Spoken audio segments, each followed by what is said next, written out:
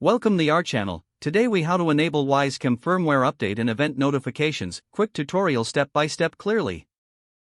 To enable firmware updates for your Wyze Cam, start by opening the Wyze app on your smartphone. Log into your Wyze account if you haven't already. Once you're in the app, locate the camera you wish to update. Tap on the camera's thumbnail to open the live view.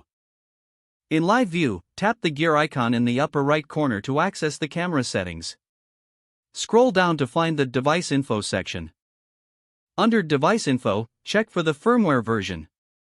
If an update is available, you will see an option to upgrade firmware.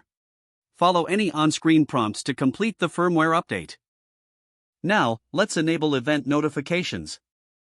Return to the main screen of the app and tap on the home icon at the bottom. Again, select the camera for which you want to enable notifications. In the camera settings, look for the notifications option. Tap on notifications to open the notification settings. Here, make sure to toggle on event notifications. You can customize the types of notifications you wish to receive, such as motion or sound alerts. Once you have made your selections, exit the notification settings. Your Wyze Cam is now set to receive firmware updates and event notifications. Regularly check for updates to ensure optimal performance. You're all set to monitor what matters most with your Wyze Cam. If the page does not load, refresh the browser or try again in a private or incognito window. Make sure you are using the correct email address, then retype it carefully to avoid small typos.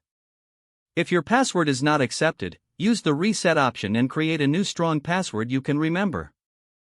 Check your spam folder for verification or security emails, then complete any requested confirmation steps.